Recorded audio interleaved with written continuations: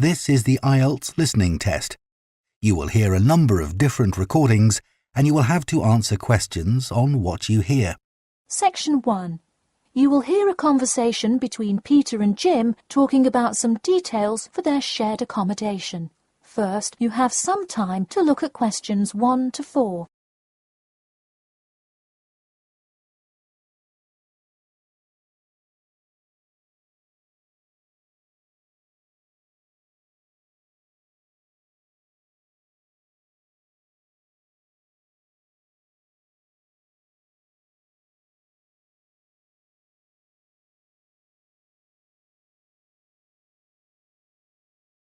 You will see that there is an example which has been done for you.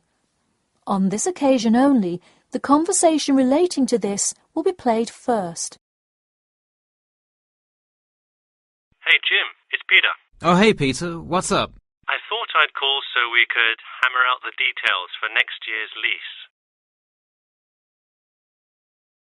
Peter says that he wants to hammer out the details for next year's lease with Jim. So, lease has been written in the space. Now we shall begin. You should answer the questions as you listen, because you will not hear the recording a second time. Listen carefully and answer questions 1 to 4. Hey Jim, it's Peter. Oh hey Peter, what's up? I thought I'd call so we could hammer out the details for next year's lease. That's a good idea. Did we ever decide on how to split the total rent? Well, I was thinking, since my room is bigger, I probably should pay a little more. So I could pay £110 and you could pay £80. Does that sound okay? Considering that my old apartment cost me £100 for a smaller room, I'm definitely all right with that. Hey, I was looking at a map of the area and can't seem to find a bus stop near it. Do you know where we would catch the bus? Well, the bus is actually pretty far from us, but we have that garage that we can park our cars in. Wow, that's great. Convenient parking is hard to find, so we're lucky we have that. Okay, so we have a whole lot of things we'll need to buy when we move in. How do you want to split that up? I was wondering, do you still work at the supermarket? Yep, every Tuesday and Saturday. Would you be able to buy things from there if I sent you a shopping list? Sure, I can do that. Great. Then I can take care of whatever else we need that you wouldn't get at a supermarket. If you want, I'll pick you up from work that day and we can go to the apartment together. Oh, that would be great, thanks. No problem. That way we can split the cost of petrol. Works for me. It's so expensive these days, isn't it? It's downright obscene. Before you hear the rest of the conversation, you have some time to look at questions 5 to 10.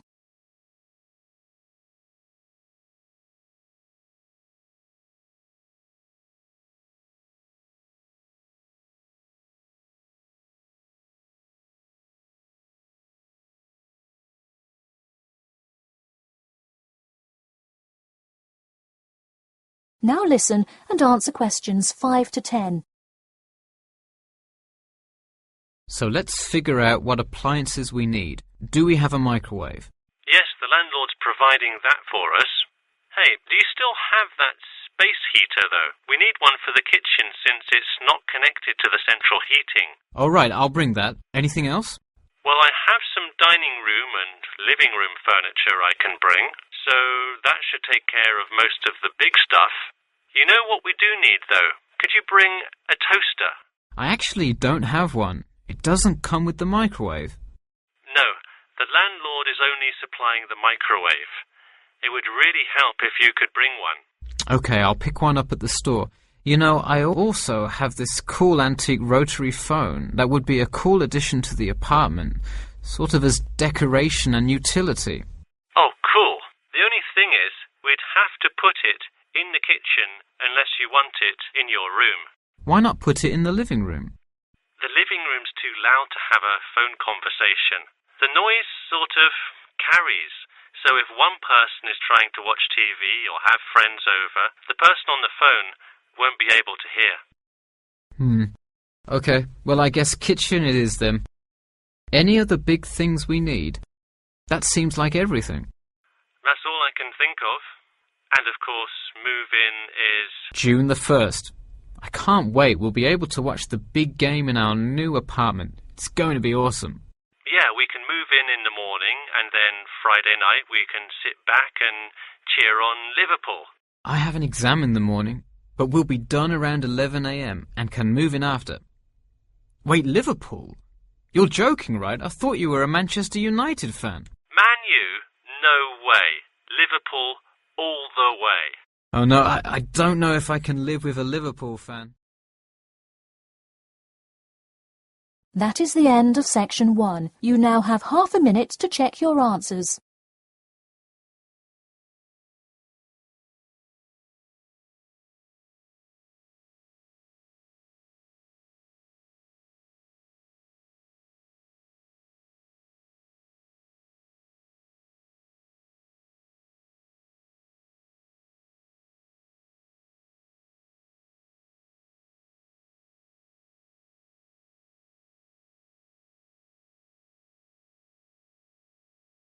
Now turn to section 2. Section 2. You'll hear an HR representative of Earn and Learn giving some information about her company. First, you have some time to look at questions 11 to 16.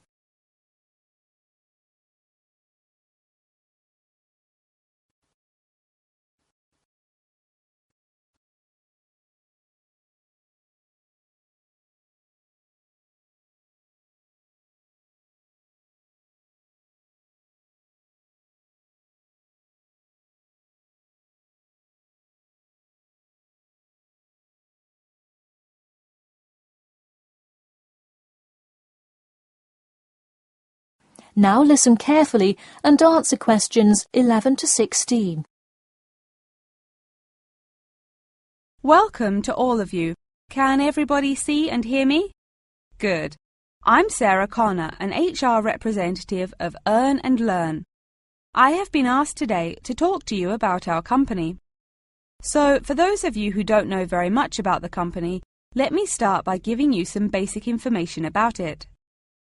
Earn and Learn started nearly 20 years ago. It is not a charity, but a for-profit company that enables promising entrepreneurs to make money while traveling. During the past 10 years, it has grown rapidly and has gained great influence in most countries of the world. We have a partnership with the school and take a large number of recent graduates from the business school. So, if you are a recent graduate, I'd say you can consider applying to our company. Before your application, you might be curious about what sort of places you could go to. There are 4 main locations, but you also have the freedom to submit a different location, and if they can make the necessary arrangements, you can go. The first country Earn and Learn established locations was the US, where you may choose from multiple locations, as long as you can commit to their more rigid schedule of August to December. Also, you could do the Australia internship. That one is really cool. You work at a wildlife shelter and learn about the business practices of non-profit organizations. You do have to be willing to commit 8 months for that one, though. Perhaps that's a long time to be so far away, but I would say it is really an amazing opportunity. I don't know whether some of you are in decent physical shape. If so, the South Africa internship is another exciting one. You learn a lot about sustainable farming, but you would be doing some of the manual labor involved in maintaining a farm. Indeed, it's hard work, but I think you would definitely be able to do it. It may be wise to wait until after their summer is over, so it's not so terribly hot. In addition, there is a most recently established location in India. This one gives you more of a study abroad feel, given that they arrange a host family for you to stay with. In the other locations, you live in an apartment with other interns, so this is definitely a unique experience. Before you hear the rest of the talk, you have some time to look at questions 17 to 20.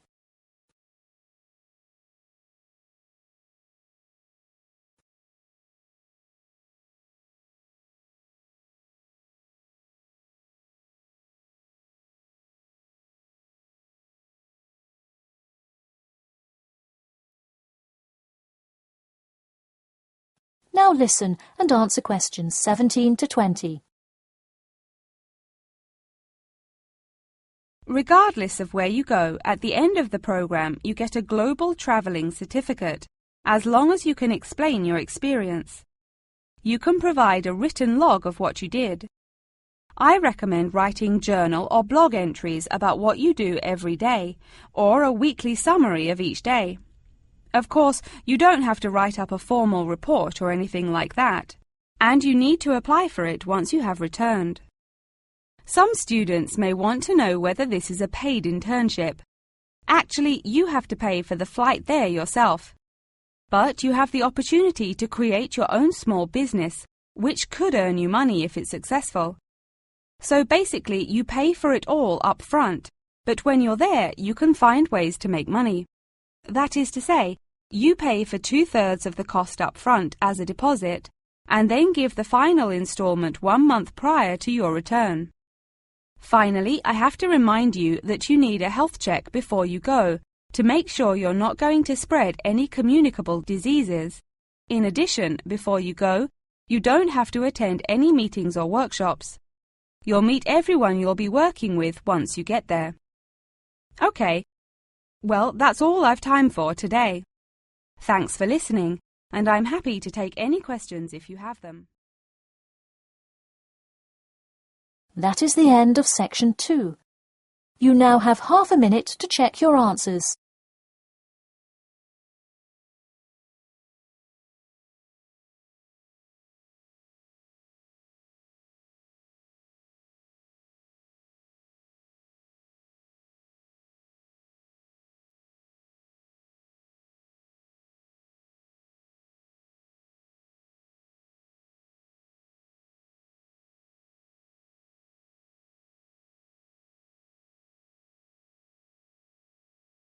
Now turn to section 3. Section 3.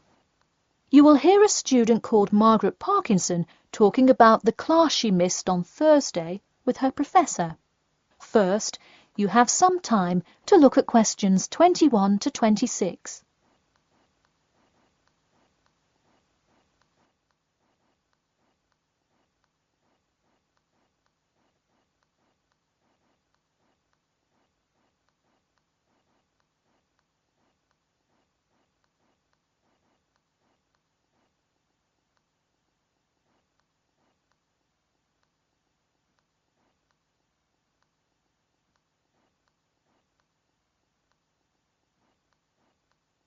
Now, listen carefully and answer questions 21 to 26. Hi, Professor Timmons. Do you have a few minutes? I was hoping to talk about what I missed on Thursday. Hello, come in. Sure, sit down. Could you tell me your name, please? Margaret, sir. Margaret Parkinson. I apologise for missing your class, but I had to go to the hospital.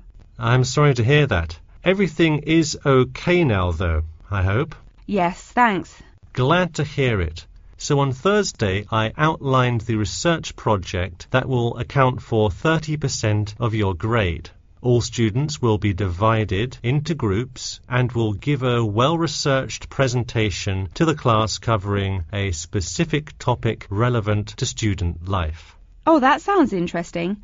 Can we choose just any topic that pertains to life as a student, like how to start your own student organisation? Well, though I'm sure that would be an informative presentation, I've already chosen a list of topics which I will assign.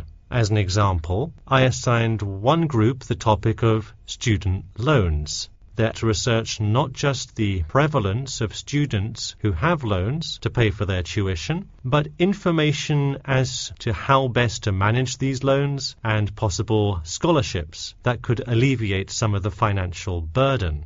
That one sounds particularly interesting to me. Could I request that topic? I could easily find out a lot about it by stopping by the finance office on my way to class. Unfortunately, that one's already taken by another group. I have, however, assigned you to a group and given you all one of two choices. Oh, I see. What are the choices? The first is discussing smoking, trends in the number of student smokers compared with the general population, popular reasons students take up smoking, and more healthy alternatives to smoking. That one could be interesting. I'm not a smoker myself, but we'll see what my group thinks. If we did choose this topic, we would rather not put our fellow students on the spot to interview them. Where else could we gather information? How about where the cigarettes are sold? Oh, that's a great idea. I could interview the manager of a supermarket and find out the average age of people buying cigarettes, or how much they buy, that sort of thing. Precisely. OK, I'll keep that in mind. And what was the other topic? The other topic is the practice of natural medicine. It sounds far more specific than the others, but it is more of an exercise of outlining a career path. If your group chooses this, you would cover the specifics of becoming a doctor of natural medicine, how to become licensed to practice natural medicine, what the career outlook is, etc. You could find much of the information you need on this in the Careers Office. Wow, that would be really helpful, not just in learning about natural medicine, but in how to approach researching any career path. That's the idea. I want groups to really think outside the box to find information on their topics. They should interview multiple sources. OK, now I think I have the general idea. Before you hear the rest of the talk, you have some time to look at questions 27 to 30.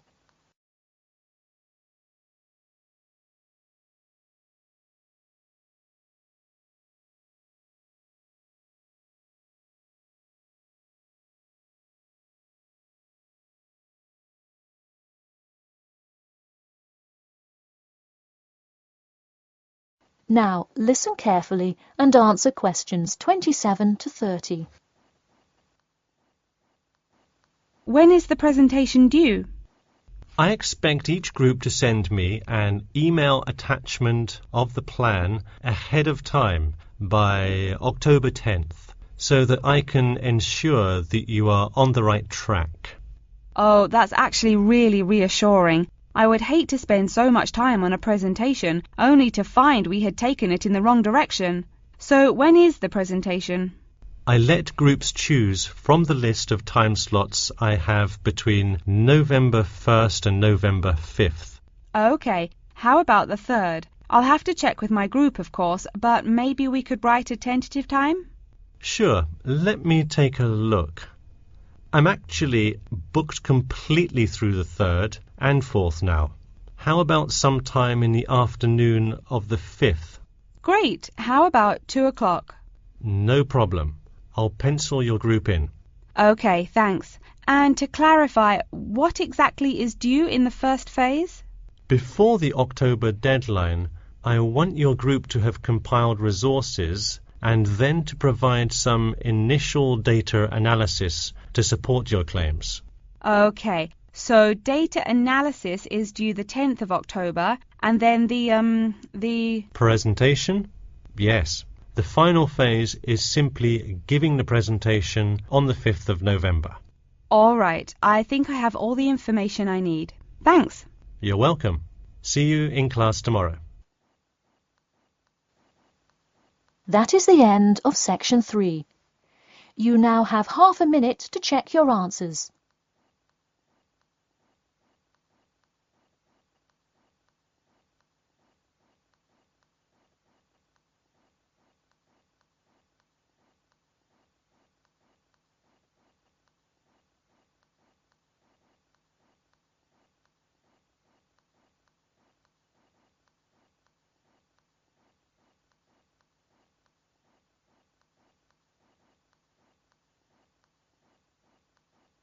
Now turn to section 4. Section 4. You will hear an introduction about an eco-friendly building called the Gherkin. First, you have some time to look at questions 31 to 40.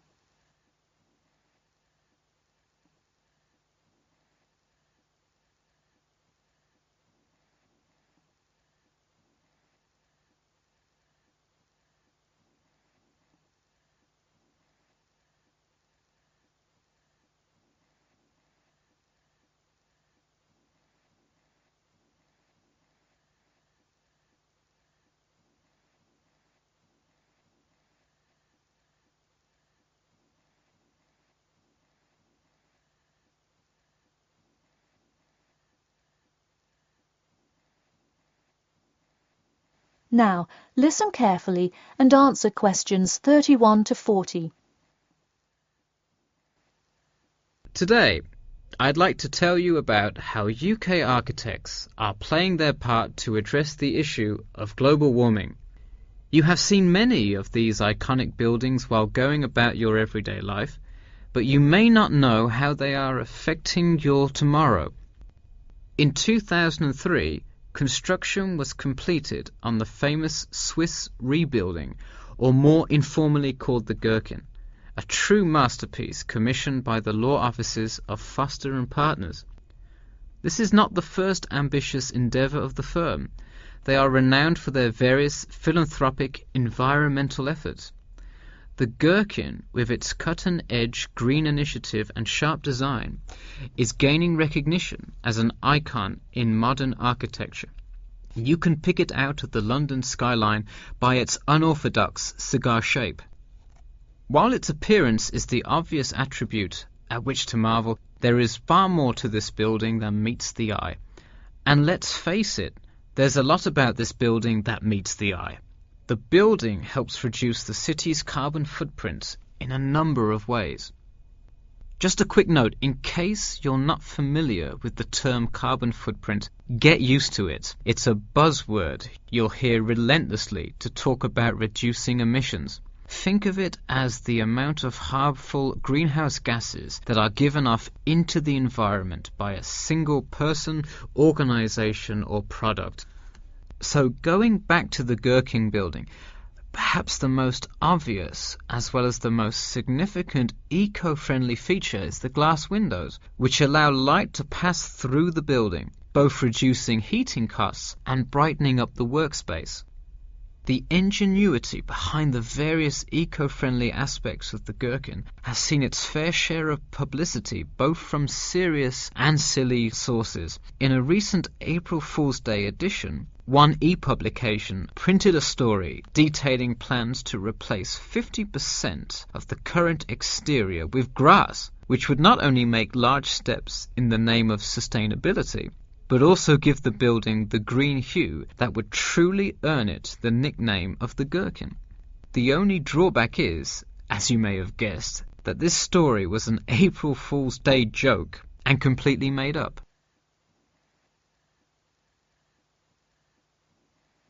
In all seriousness, though, the building is setting a new standard of design that other architects and city planners just cannot ignore.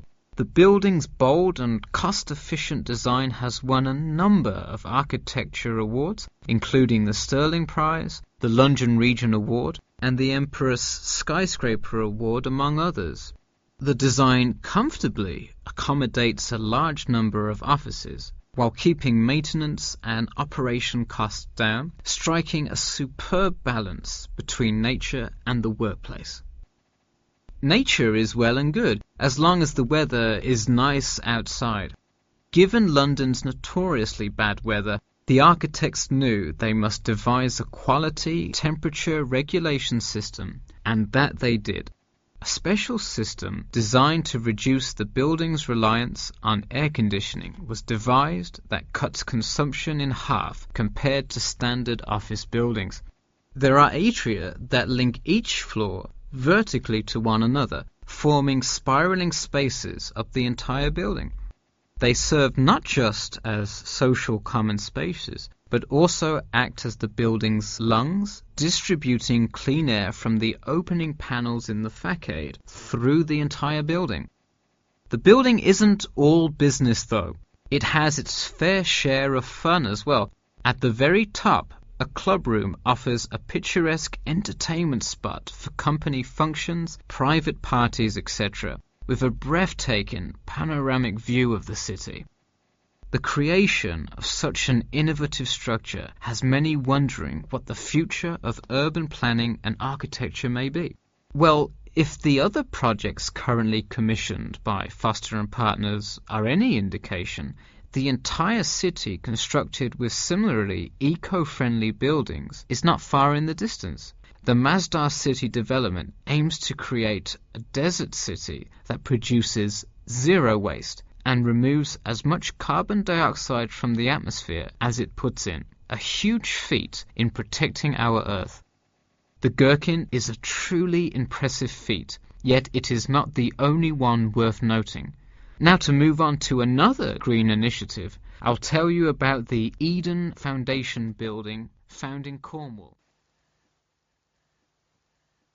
That is the end of section 4. You now have half a minute to check your answers.